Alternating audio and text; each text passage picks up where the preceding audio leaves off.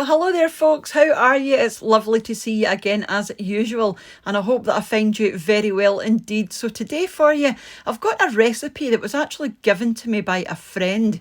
He made this a couple of weeks ago and I tried a wee bit and I absolutely loved it. And see, when he told me how simple it was to make, I knew I just had to share it with you. It's basically square sausage stewed in the slow cooker with some onions, and it produces a wonderful gravy, and it's just, oh, it's so tasty. Excellent with mashed potato, but you know, it would be off the charts if you had it with chips. But everything that I'm using I will leave in the description box underneath the video, but I'll also pop it in the screen as we go. And if you can't get square sausage where you are, I do have a video recipe on the channel showing you how to make it yourself, you know, if you really do want to give this a go. So this is everything that I used here, and as you can see, not many ingredients at all. So the first thing we've got, and obviously the start of the show, are these square sausages. These ones were from the local butcher and I do have 10 of them. I also need some boiling water just to melt down your stock cubes. I've got 3 oxo cubes and 1 medium onion, which I've just finely diced. But like I said, you know, these are really easy to find here, these sausages, from any butcher or supermarket. You will find these. I recommend getting them from your butcher. They're just going to be that wee bit better. But like I said, if you're somewhere, you know, and you can't get these very easily, I do have a video recipe on the channel. Now, this is a wee clip of it here, where you can make your own square sausages from scratch. You know, if you really do want to give this a go, and I highly recommend you do. I am using 3 oxo cubes. These are just beef stock cubes, so you can use any beef stock that you like. So you just want to crumble that down and add in your boiling water, the same as you would make up any stock. And then just set that to the side for the time being. I put over just over half a pint there. Just make sure you stir it well to make sure it's dissolved. And like I said, just set that to the side for the time being. I am using a 3.5 litre crock pot, and I'm going to cook mine on low for about 5 hours. So the first thing you want to do is fry off your sausages. You don't need to cook these all the way. You just, you know, you're just looking to get a bit of colour on these, just so that they're not too anemic at the end, and you know, they're quite brown. So I've got 2 frying pans on the go because my frying pans are quite small.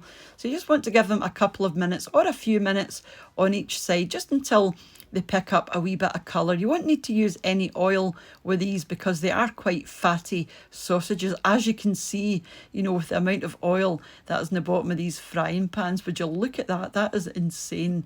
So once you're happy, just lift them out and set those to the side.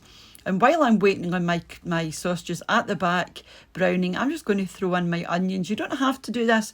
You can add your onions directly to the slow cooker raw, but because I'm waiting on my sausages being ready, I just fried them off for a wee while just to take off the raw edge. Then once you're happy, you can just chop your sausages up into pieces. I've done mine into 6, but I think John must have done his in 8 because his pieces were much smaller than mine. But I just cut mine into 6 anyway, just into 6 squares, and set those to the side. Now that's us done. That's all you have to do. And these were the size of my pieces here. So just grab your slow cooker, set this to low, and pop in your sausages, followed by the onions.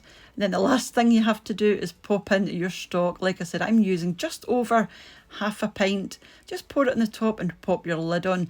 Now I'm going to do this, like I said, for about 5 hours, but honestly you can leave this on all day if you like. Minimum of 3 hours, I would say, up to probably 7-8 hours. You know, it just depends how busy you're going to be, but you can leave this on all day, and the longer you leave it, the more tender it's going to be and the more delicious. But this was me here around about the 5 hour mark, and I was happy with this. Plenty of gravy in there. I did pop another wee bit of water in here because it was a bit thick, so just keep an eye on your liquid level. Make sure it's not getting too dry and too thick, because I did want quite a wee bit of gravy because we are having this with mashed potato. But it turned out wonderfully and tasted exactly the same as his. But like I said, I think my chunks are a wee bit bigger, but the overall flavour was just exactly the same. It's just unbelievably savoury and tasty. You know, this is quite cheap to make, and it goes a long way as well, and perfect for these cold nights